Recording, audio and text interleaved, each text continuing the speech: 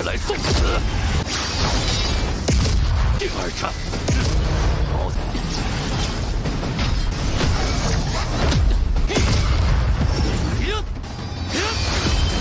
吧！金煞的鱼必将血流成河。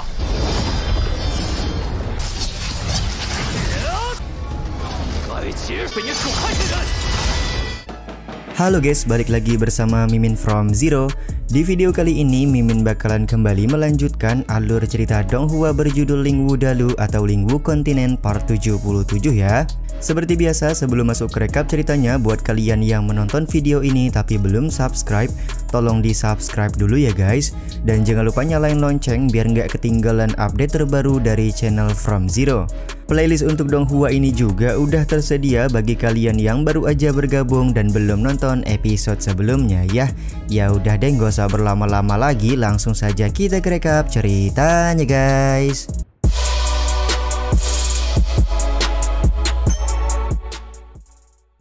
Cerita episode kali ini dimulai dengan penyerangan Sekte Iblis kepada Sekte Ling Tian yang dipimpin langsung oleh Ketua Sekte Iblis. Ketua Sekte Iblis beralasan Sekte Ling Tian sudah membunuh salah satu penatua sekte mereka dan mencelakai salah satu tuan muda dari Sekte Iblis. Jika Sekte Ling Tian menyerahkan segel ketua sekte untuk membuka harta karun, kemungkinan Sekte Iblis akan memberikan ampunan hari ini. Jika tidak, maka hari ini adalah hari pemusnahan untuk semua orang yang ada di dalam Sekte Ling Tian. Salah seorang murid berkata kalau Sekte Iblis sebenarnya sudah merencanakan penyerangan ini selama bertahun-tahun karena banyak master kuat yang datang hari ini, kemungkinan Sekte Ling Tian mereka tidak akan selamat. Chen Tian meminta semua orang untuk tenang, asalkan mereka menjalankan rencana seperti yang sudah disusun sebelumnya, maka mereka pasti akan mengalahkan Sekte Iblis.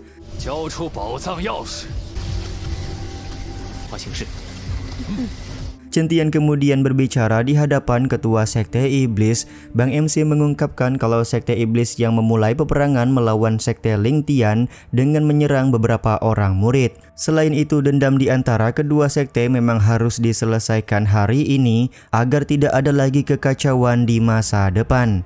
Serangan kuat langsung dilakukan oleh Ketua Sekte Iblis setelah mendengar orasi dari Chen Tian. Tampak formasi pelindung Sekte Ling Tian langsung hancur lebur. Ketua Sekte Iblis juga memerintahkan pasukan yang dia bawa untuk menghabisi semua orang yang menjadi anggota Sekte Ling Tian dan mendapatkan segel sekte untuk membuka harta karun. Chen Tian pun langsung menancapkan pedangnya di atas altar untuk membuat formasi ilusi. Formasi ilusi yang digunakan oleh Chen Tian tentu saja membuat Ketua Sekte Iblis geram. Dia pun segera mencoba untuk menghancurkan formasi ini. Namun sayang, formasi yang digunakan oleh Chen Tian tidak bisa dihancurkan dengan mudah.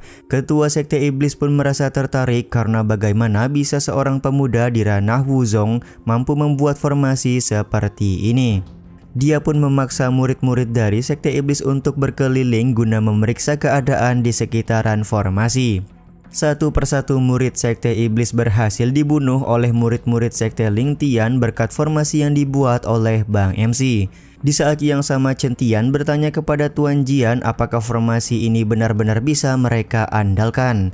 Tuan Jian berkata kalau dia memanglah bukan seorang master formasi, tapi seharusnya formasi yang dia buat sekarang sudah bisa mengurung seorang praktisi dengan ranah martial king seperti Ketua Sekte Iblis.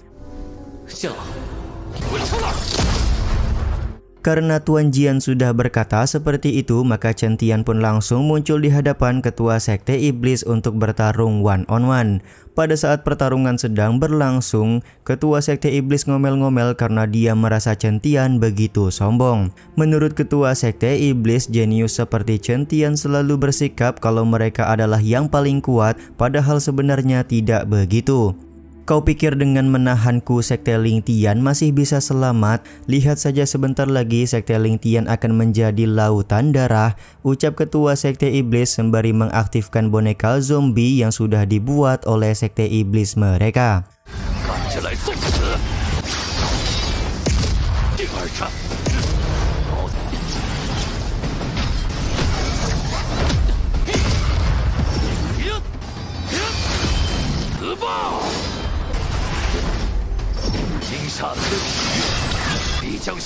成河。 Boneka zombie yang dibuat oleh ketua sekte iblis sama sekali tidak bisa membedakan mana kawan dan juga lawan.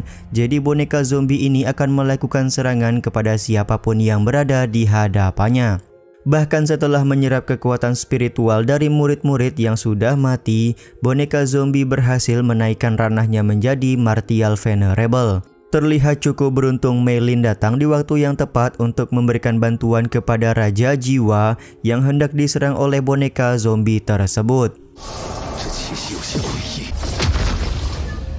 Tidak butuh waktu lama, Mei Lin pun membunuh semua boneka zombie yang dikerahkan oleh ketua sekte iblis. Terbunuhnya semua boneka zombie tersebut tentu saja membuat ketua sekte iblis menyadari kalau ada orang kuat yang sudah bersembunyi di sekte Ling Tian. Karena ketua sekte iblis sadar kalau dia tidak bisa mengalahkan Chen Tian menggunakan kekuatannya saat ini, maka dia pun langsung menyerap kekuatan spiritual dari murid-murid sekte iblis untuk menaikkan ranah secara paksa.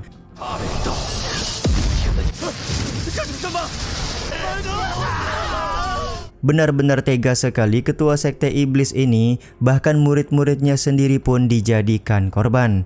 Di dunia ini kekuatan adalah yang paling penting, tidak peduli kamu seorang jenius atau bukan, asalkan aku lebih kuat maka aku akan dengan mudah bisa membunuhmu, ucap ketua sekte iblis kepada Chen Tian setelah dia berhasil menyerap kekuatan murid-muridnya. Ketua sekte iblis kemudian menggunakan teknik hukum yin ekstrim untuk mencapai ranah Martial Venerable.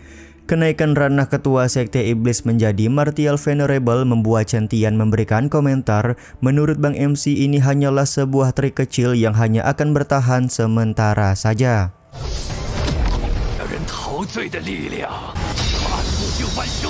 Lagi dan lagi ketua sekte iblis ngebacot ketika sedang baku hantam melawan Chen Tian. Dia menganggap jenius seperti Chen Tian tidak akan pernah memahami perjuangan seorang praktisi biasa seperti dirinya.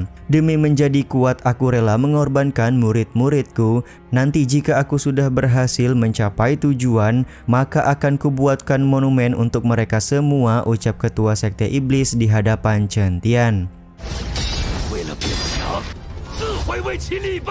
Chen Tian menganggap ketua sekte iblis sangat munafik, hanya merugikan orang lain dan menguntungkan diri sendiri merupakan sifat egois yang ada pada ketua sekte iblis. Serangan-serangan yang dilakukan oleh Chen Tian tidak bisa melukai ketua sekte iblis. Semua itu dikarenakan ketua sekte iblis menggunakan teknik hukum yin ekstrim yang akan menyerap serangan menjadi kekuatan.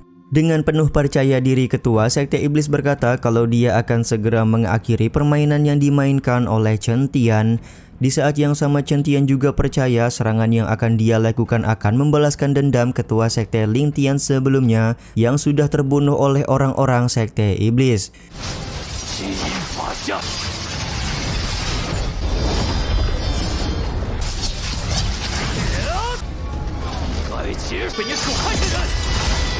Ketika serangan Chen Tian menembus tubuh ketua sekte iblis merasa serangan tersebut tidak ada artinya sama sekali.